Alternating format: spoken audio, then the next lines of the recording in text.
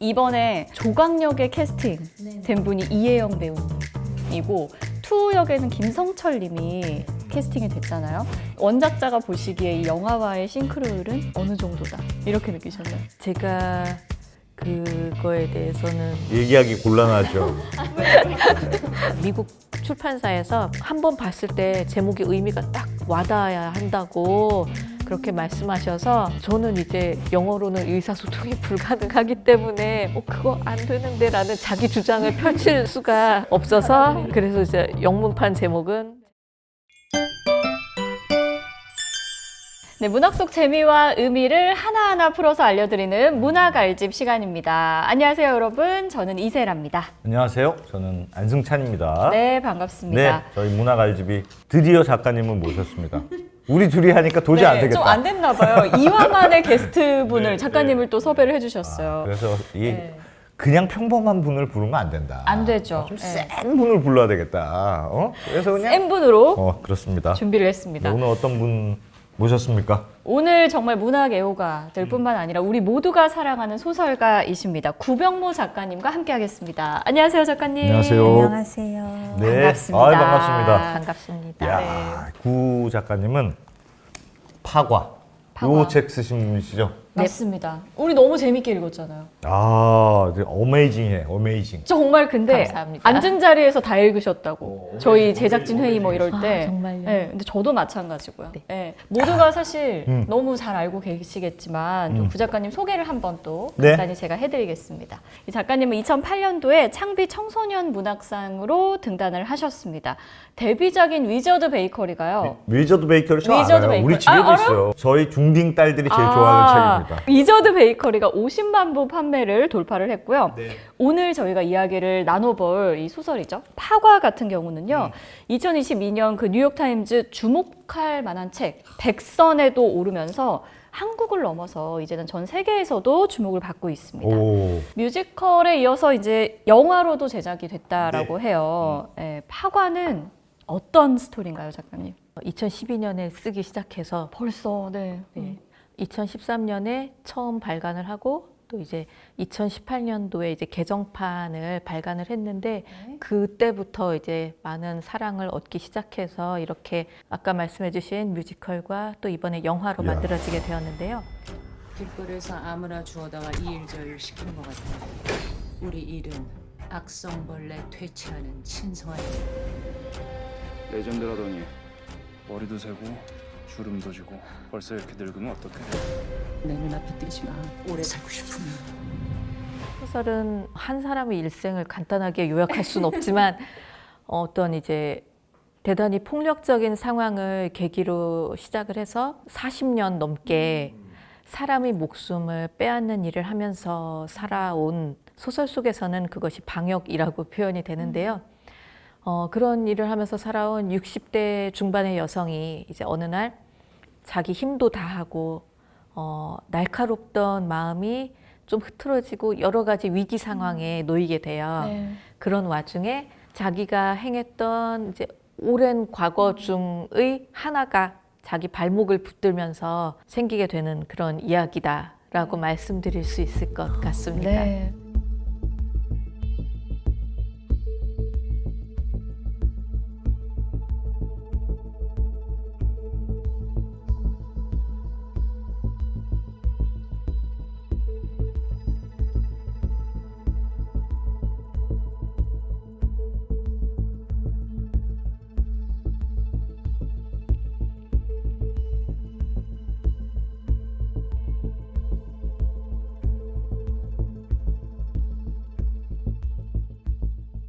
여성 노인 킬러의 이야기잖아요. 너무 그 독보적이고 독특하고. 조합이 잘 안 맞는 느낌은 들어요. 그쵸, 어떻게 보면 그러니까 우리에게 낯서니까. 여성인데 60대 노인인데 이제 킬러로 나오고 약간 소설에 보면 힘도 세.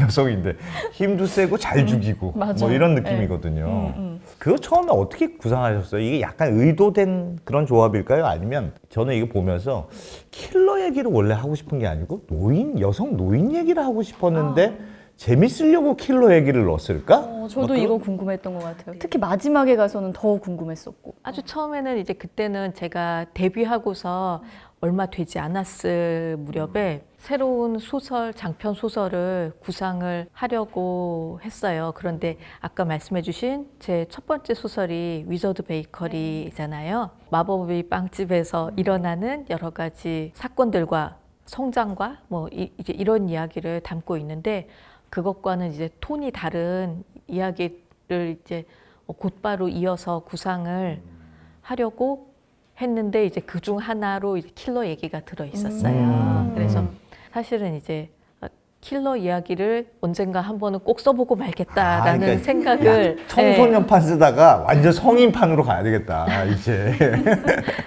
그랬는데 이제 킬러 이야기를 써야지라고 생각만 하고서 구체적인 거는 하나도 생각을 못하고 있었는데 그게 왜 그랬냐 하면은 그 무렵에 이제 제가 기존에 알고 있는 킬러가 등장하는 영화라고 할 것 같으면 레옹. 레옹. 저는 이 책 보면 레옹 생각이 되게 많이 났어요. 레옹하고 니키타. 그렇지. 니키타. 네. 어. 레옹은 이제 정말 이제 건장한 남성이고 니키타는 젊고 이제 그 여성인데 그렇게 두 개밖에 제가 아는 게 없었고 그리고 그 시절에는 아직 존 윅이 이 세상에 존재하지 않았어요. 네. 그래서 어떻게 해야 기존에 알아왔던 그런 킬러들과 조금 다른 접근을 할 수 있을까라고 고민만 하다가 또 그 당시에 우리나라에 아주 탁월한 그 킬러를 다룬 소설이 또 한 권 있었잖아요. 그 김원수 선생님의 설계자들이라는 소설이 있었어요. 거기도 이제 레생이라는 이제 아주 건장하고 솜씨 좋은 남성 킬러가 등장하는 이제 그런 이야기인데요. 이미 이렇게 이제 볼륨도 이제 대단하고 이제 멋진 소설이 있는데 그럼 제가 써봤자 아무런 그렇지. 네. 뭔가 차별화를 해야 되겠다 나는. 그런 생각. 네, 그래서 막연하게 생각만 하고 있다가 어느 날 이제 그 출판사에서요. 저를 픽업해서 저는 집에 있었고 저를 픽업해서 파주로 실어 날라야 되는 그런 일이 있었어요. 네, 저는 그럼 이제 현관문에서부터 나가면 되는데 그때 저를 이제 실어 가려고 오신 그 마케팅 부서 팀장님께서 정말 그 현관문 앞까지 오는데 과일을 한 이만큼 사갖고 오신 거예요. 그래가지고 너무 죄송한데 이제 그 과일을 받고서 제가 이제 그 행사 마치고 그날 파주에서 행사를 마치고 집에 와서 이제 또 여기저기 나눠주고 진짜 딱 종류별로 몇 개씩만 냉장고에 남겨두고서 이제 가족이 먹고 있었는데 제가 너무 바빠가지고 그 다음에 까먹은 거예요. 과일이 있는 거를. 과일이 거기에 있다는 거를. 냉장고에 과일 칸에 있잖아요. 또 그거를 넣어놓고 까먹었는데 어느 날 맞다 그거 있었는데 하고 열어보니까 곰팡이스럽겠지. 네, 완전히 물러 터져서 그게 복숭아였어요. 그 안에 들어있던 과일이 남아있던 게. 그래가지고 막 그거를 긁어서 이제 치워야 되는데 안 떨어지는 거예요. 그래가지고 그 복숭아를 막 이제 긁어서 치우면서 그때 딱 생각을 했어요. 이제 내 소설에 나오는 킬러는 아마도 이렇게 한창 때가 지난 사람일 것이다. 힘이 없고 약하고 싱싱하지 않고 네 아무튼 이제 과일로서의 이제 시장 가치에서 이제 쓸모를 다했다고 간주되는 그런 존재가 아마 내 주인공이 될 것 같다라고 생각을 했고요. 그래서 이제 여성이자 노인인 킬러 주인공이 그렇게 탄생. 복숭아에서 네, 물러진 그렇습니다. 복숭아에서 나온 거네. 그렇습니다. 그 장면이 여기 나오잖아요. 있던데요. 네, 예. 소설 그렇죠. 속에 네. 있습니다.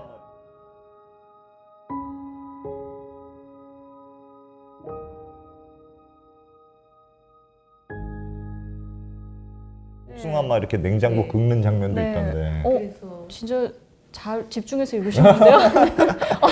열심히 읽었습니다. 맞아요. 장면이 나오잖아요. 그 장면을 넣으면서 제가 그 과일 사다 주신 팀장님께 너무 죄송한데 그 덕분에 소설이 네, 오는 날까지 이렇게 사랑받는 소설이 나왔다고 꼭 보고 계시면 말씀드리고 싶습니다. 감사합니다. 아마 이걸 보실 것 같아요. 네, 그럼 보내주세요. 왜 킬러를 쓰고 싶으셨어요? 분위기도 바꿔보고 싶은 게 하나 있었고 강력하고 날카롭고 좀 힘이 있는 그런 느낌을 좀 추구를 했는데 그런 힘이 잘 담겼는지는 아, 담겨 있습니다. 엄청 그렇게 느끼셨으면 성공적인 성공이에요? 거예요? 네. 아.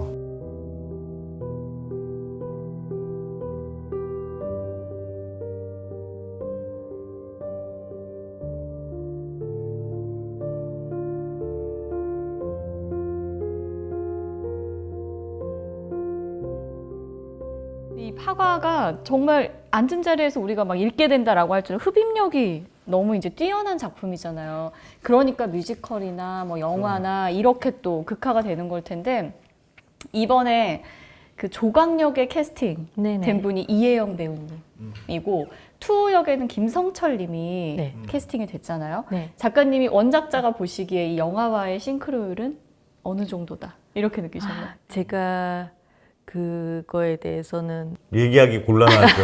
왜?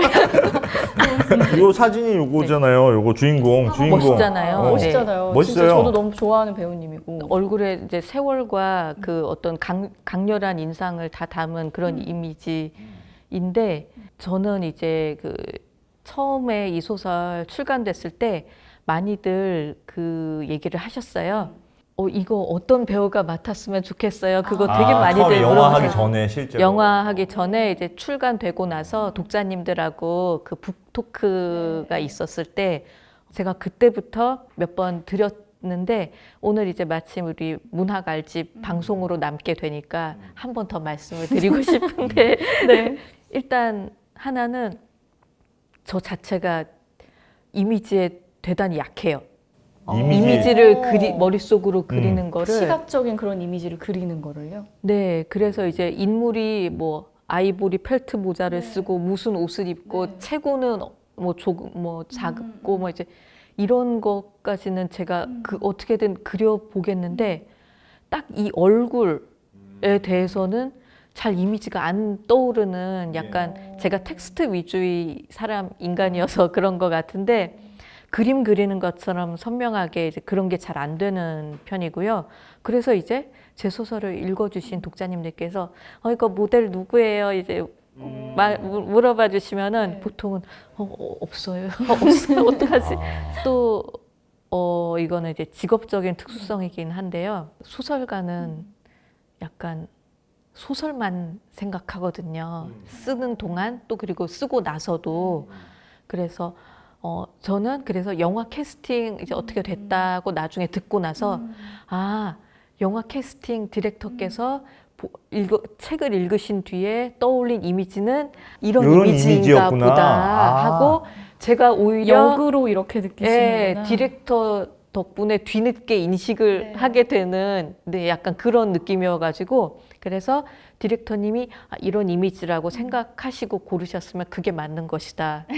네, 그렇게 생각해가지고 저 어제 처음 영화 봤거든요. 보셨어요? 네, 시사회에 있어가지고 어제 처음 봤는데 스크린에 드러난 인물도 인물이고 영화의 전체적인 모양과 형태에 대단히 만족스럽고 감사드린다. 그렇게 말씀드릴 수 있을 것 같습니다. 참 이게 뭐 내 손을 떠나가지고 영화로도 제작되고 뮤지컬로도 제작되고 또 이렇게 번역이 돼가지고 다른 언어로 또 나가고 이렇게 되는 거잖아요. 근데 이 파과가 영문판 제목은 또 칼을 든 노파래요. 저는 이제 한국어가 모국어니까 그런지 몰라도 파과가 훨씬 더 와닿기는 하는데 작가님은 어떠셨어요? 이 영문판 제목이 칼을 든 노파. 좀 칼을 든 노파도 괜찮은 것 같은데. 직관적이에요. 직관적. 그렇죠. 그럴 수 있지. 직관적이잖아요. 그렇죠. 파과는 더. 파과는 솔직히 제가 이 영화 포스터를 처음 보고 파과라는 책을 알았는데 파과라고 안 보였다니까요. 파괴인 줄 알아. 파괴. 파과라는 말이 되게 약간 어색한 느낌이어서 그건 그 마음의 상태 때문 아닐까? 지금. 파괴. 이 제목이 죽여도 되니? 막 이렇게 써 있잖아요. 그렇게 생각하셨을 수 있을 것 같습니다. 파과 같은 경우에는 사실 우리가 이제 대만이나 일본은 한자어 문화권이잖아요. 그런데 거기도 이제 한자어로 그 번역 출간이 되다 보니까 이 파과를 둘 중 하나의 한자로 골라서 넣어야 하는 그런 점이 있었어요. 그래서 대만과 일본에서는 이제 과일을 선택해서 세계 여러 국가에 수출이 됐을 때 이 파과가 가진 상징, 이 한자로 쓰이면은 이제 상한 과일이기도 하지만 저 한자로 쓰였을 경우에는 16세의 여성 완전 또는 이팔 청춘. 네, 이팔 청춘의 여성 혹은 남성을 가리킬 때는 또 64세의 남성을 또 가리키더라고요. 또 정말 다양하구나. 그래서 이제 제가 표지에다가 한자를 같이 병기를 안 했던 것인데 두 가지 상징을 소설 속에서 다 담으려고 해가지고 그랬는데 이제 수출이 될 때는 이 상징을 충분히 살릴 수 있는 경우는 사실상 존재하기가 좀 어려웠고요. 이제 아까 직관적인 말씀하셨잖아요. 그래서 미국 출판사에서 한 번 봤을 때 제목의 의미가 딱 와닿아야 한다고 그렇게 말씀하셔서 저는 이제 영어로는 의사소통이 불가능하기 때문에 그거 안 되는데 라는 자기 주장을 펼칠 수가 없어서 그래서 이제 영문판 제목은 제가 어떻게 할 수 없었다.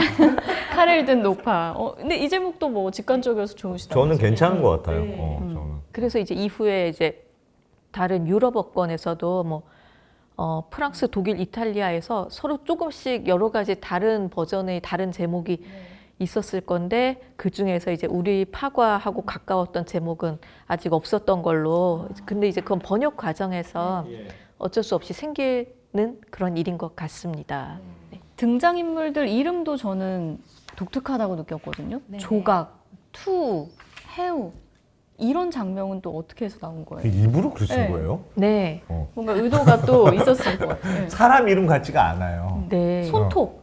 그래서 처음에 저는 볼 때 이 사람 이름인지 뭔지 약간 되게 어색하게 들리더군요. 처음에는. 일단은 지금 등장인물들이 실명을 쓰면 안 되는 그쵸, 일을 하고 네. 있어가지고 가명을 일단 프로젝트명처럼 약간 조직 코드명? 조직 코드명 같은. 그래서 가명을 써야 하고 그런데 저는 이제 한자를 좋아하고 그러다 보니까 그래서 이제 조각의 경우에는 조각낸다. 넌 다 죽었어. 그 약간 그런 의미잖아요. 우리가 이제 거의 실제로는 사용하지 않는 말인데 그렇죠. 예. 짐승의 날카로운 뿔과 발톱을 가리키는 그런 말이고요. 조각이? 네, 그 손톱 조자에 그 뿔 각자를 써서 그래요? 저는 쪼각쪼각 낸다 할 때 그런 조각인 줄 알았어요. 그것도 같이 담겨 있으면 좋다라고 생각해서 이 이름을 썼습니다. 그렇군요. 네, 예. 동음이어를 좋아해서 날카롭게 깨지는 파편의 이미지를 담고 싶기도 했습니다. 그래서 손톱 얘기도 나오고 조각 얘기도 나오고 그런 거였군요. 근데 저는 작가님 책을 읽으면서 두 가지가 되게 그 독특하다라고 생각했는데 일단 문장이 소설마다 좀 다르지만 이 경우는 긴 문장들이 많구나 이런 거랑 또 하나는 방금 이제 한자어 좋아하신다 뭐 이런 표현도 쓰셨지만 우리가 일상생활에서 요즘은 이제 많이 쓰지 않고 특히 어린 세대들은 더 모르는 말 같은 거 있잖아요. 표현 뭐 닦아 세웠다. 새삼 분노하며 동을 댔다. 그래. 이런 표현들이 사실 MZ나 20대, 제 나이 뭐 30대 중반만 돼도 잘 모르는 표현들이 있거든요. 이런 것들은 작가님한테 익숙해서 이게 자연스럽게 나오는 건지 아니면 뭔가 의도적으로 쓰시는 게 있는 건지 그런 게 또 궁금하더라고요. 위저드 베이커리랑은 좀 다른 모양이죠? 달라요. 네, 또 달랐어요. 달라요? 여기는 그래도 그렇게 막 긴 문장이 눈에 띄게 많다 이런 느낌은 또 없었거든요. 그럼 의도하신 거네. 네, 그 위저드 베이커리 같은 경우는 이제 데뷔작이고 공모전 응모작이니까 일단 공모전에 통과를 하고 싶다. 전략적인 차원에서. 네. 공모전에 통과를 하려면 일단 잘 읽혀야 한다. 그렇죠. 라는- 문장이 짧아야 돼. 재밌어야 되고 또. 잘 읽혀야 하니까 네, 문장도 너무 길게 갖고 가지는 말자. 네. 그리고 어쨌든 이제 청소년들이 주로 읽어야 하니까 너무 어려운 말은 피하자라는 그런 나름의 이제 기준을 가지고 썼던 데뷔작이고요. 데뷔한 다음부터는 제 마음이죠. 그렇지, 그렇지, 그렇지. 네, 그래서 이제 평소 모습이 나오는. 네. 아 원래 그런 문장을 좋아하세요? 굉장히 약간 어떤 리듬이 있어요. 근데 긴데 리듬이 있어서 저는 되게 재밌던데. 그게 이렇게 이랬다고 생각하나 그러나 이렇다. 버트가 항상 있는 그런 문장이던데요. 한국말 끝까지 들어야 된다고. 그렇죠, 그렇죠. 네, 그런 느낌. 느낌으로. 네. 그런 느낌으로. 네, 그런 평소에 이제 많이들 접하실 수 없는 긴 문장들 같은 경우는 제가 이제 의도적으로 짧은 문장이 물론 더 쓰기 어려워요. 짧은 문장이 저는. 네. 짧은 문장을 정확하게 또 잘 읽히게 또 그리고 문학적으로 아름답게 쓰기가 좀 더 어렵다고 저는 생각을 하고 긴 문장 같은 경우는 이제 저의 약간의 반항심 세상에 이미 짧은 문장으로 이루어진 좋은 책들은 많다. 네. 그래서 나는 뭐가 달라야 하지? 약간 이런 게 있었고요. 그리고 이제 지금 요즘 세대가 잘 쓰지 않는 말이라고 하셨잖아요. 실제로 파과 소설을 읽으신 분들이 여러 가지 단어를 낱말 이제 많이 검색해 보셔가지고 맞아요. 네. 연관 검색어가 막 여러 가지가 나올 거예요. 네, 네. 그런 검색들이 흔적이 보이는데 이런 식으로 해서 새로 단어를 알았다고 재밌어 하시는 분들도 계시고요.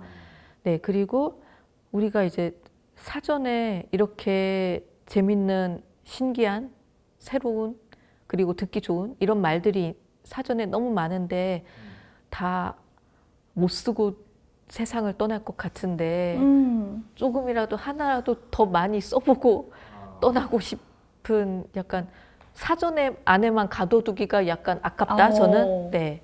그래서 자꾸 사전 밖으로 꺼내주고 싶어하는 그런 편입니다. 야 진짜 작가님은 다르네요. 정말. 저도 한두 번 찾아봤거든요. 찾아볼 모르면 수밖에 귀찮은 사실 넘어갈 때도 많은데 그 무슨 단어더라? 새싹이 돋는 그런 단어가 있던데 우둔바리? 우듬치. 우둠치? 네. 뭐 그런 단어가 있길래 이게 무슨 말이야? 이러면서 저도 한번 찾아봤던 기억이 있는데 저도 중간중간 이렇게 찾아보게 되더라고요. 너 이건 찾아볼 줄 알았다 이놈아. 이런 것도 좀 찾아봐야지. 아니 근데 저는 개인적으로는 문장이 길고 하니까 사실은 굉장히 영화적인 느낌의 소설이잖아요. 저는 이 보면 굉장히 영화적인 스토리도 그 킬러에 대한 얘기고 굉장히 드라마틱한 소설인데 그럼에도 불구하고 문장이 이렇게 길고 하니까 거기서 되게 약간 문학적인 느낌을 많이 주려고 했구나. 그러니까 스토리는 굉장히 어떻게 보면 쉽게 사람들이 따라가기 좋은 대중적인 스토리인데 굉장히 문학적인 느낌을 많이 넣으셨구나. 그런 느낌을 받았습니다. 제가 잘 읽은 거죠? 네, 잘 읽어주셔서 감사합니다. 잘 모르지만 예. 저는 이 소설을 읽으면서 뭐 이렇게 중간중간 이렇게 좋았던 구절 같은 것들 네. 이런 것들이 좀 있었는데 전 특히 이 구절이 인상 깊었어요. 이제 와서 타인의 눈 속에 둥지를 튼 공허를 발견하고 생겨나는 연민이라니 살과 뼈에 대한 새삼스러운 이해라니 노화와 세잔의 표시가 아니고서야 이런 일관성 없음이라니. 이 구절이 그 조각의 마음의 변화 같은 것들. 조각이 이제 여자 주인공이잖아요. 그쵸? 네. 그 변화를 너무 잘 보여주는 구절이어서 굉장히 인상 깊었어요. 우리가 나이가 들면 이제 감정이 무뎌진다 이런 말을 많이 하는데 조각은 또 반대로 감정을 찾아가는 그런 어떤 순서를 보여주잖아요. 이렇게 뭔가 설정을 한 특별한 이유가 있을까요? 왜 이런 감정의 변화를 조각에게 주셨을까요? 나이 든 거에 대해서 좀 쓰고 싶으셨나? 그거는 이제 약간 좀 감성보다는 이성으로 대답을 드려야 할 부분 같은데 이제 소설 속의 조각한테는 어떤 그전까지 살아온 인생에 대한 계속 이제 사람을 해치면서 살아왔잖아요. 그전까지 살아온 인생에 대한 약간 스프링 누르면 튕겨 나오듯이 그런 반작용이라는 이제 그런 이유가 네, 있긴 한데요. 저는 그게 조각에게 이런 설정을 둔 이유가 서사 문학의 공식, 약속된 공식 같은 거라고 생각을 해서 네. 딱히 저한테 네, 그렇게 특별한, 그러니까 서사 문학의 가장 이제 널리 알려진 공식은 이런 거잖아요. 평화로운 마을이 있으면 거기에 이제 악인이나 악마가 나타나서 그 평화가 깨져요. 일단 평화가 깨지고 그러면은 이제 마을에서 안심하고 살던 주인공이 환난이 닥쳐오고 상실을 경험하고 그러고 나서 길을 떠나요. 주인공이 길을 떠나고 그래서 사태를 원래대로 돌려놓으려고 싸워요.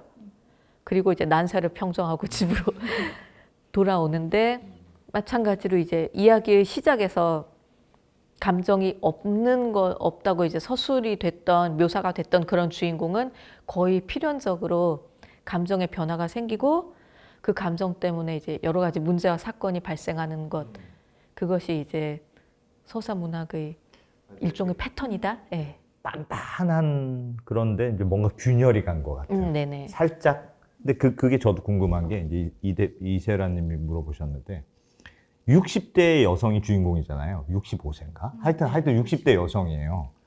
근데 30대 남자 의사를 좋아해.